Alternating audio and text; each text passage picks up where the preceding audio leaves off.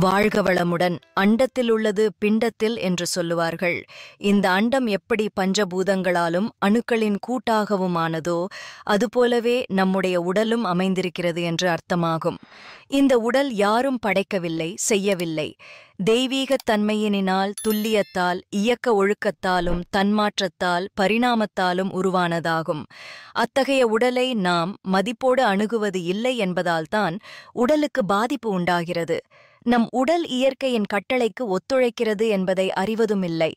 இந்த உடல் எனக்கு சொந்தமானது, எப்படி வேண்டுமானாலும் பயன்படுத்துவேன் என்ற அறியாமையில்தான் பெரும்பாலோர் வாழ்கிறார்கள். பின்னாளில் உடல் நலம், மனநலம் கெட்டு பரிதவிக்கிறார்கள். உடலை குறித்த உண்மையை அறிந்து கொண்டால் அந்த உடலே மெய்ப்பொருளை அறியவும் வழிகாட்டும். உடலின்றி இவ்வுலகில் நம்முடைய வாழ்க்கை ஏது? இன்பத் துன்பங்கள் ஏது?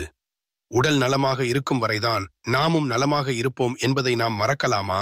எனவே உடலை காப்பதில் கவனம் கொள்வோம். சில வேளைகளில் நம்முடைய கவனத்தை மீறி உடலுக்கு சில பிரச்சனைகள் எழும். அது எப்படி என்று அறிவோமா?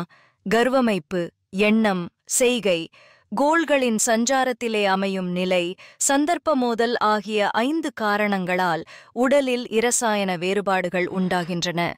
இத்தகைய வேறுபாடுகளால் உடலிலுள்ள அணுமூலகங்கள் அதற்கேற்ப விரைவில் சுழற்சியில் வேறுபடும்.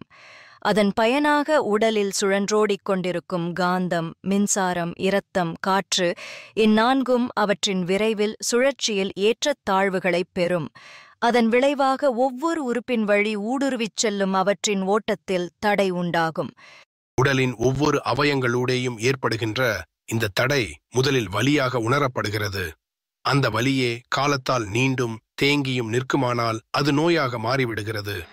அந்த நோயும் காலத்தால் நீடிக்குமானால் உறுப்புகளையும் சிதைக்கிறது. எந்தெந்த அவயத்தில் எந்தெந்த அளவு எந்த சக்தியின் ஓட்டத்தில் தடைப்படுகிறதோ அதற்கு ஏற்ப நோயின் வலுவும் பெயரும் அதற்குரிய காலமும் நிர்ணயிக்கப் பெறுகின்றன.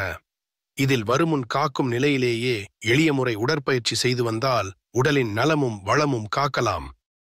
அதை தவறவிட்டால் தகுந்த மருந்துகள் மூலமாக சரி செய்து கொள்ளலாம்.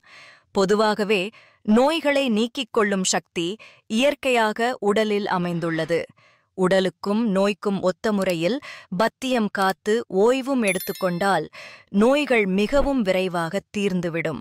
ஆனால் நோய் கடினமாக இருந்தால் தக்க மருந்து வகைகள் பயன்படுத்துவது அவசியம். நோய் குணமாக தகுந்த காலமும் எடுத்துக்கொள்ளும். நோயற்ற உடலில்தான் அறிவும் திறன்பட இயங்கும். இயற்கை இன்பங்களை துய்க்க இயலும்.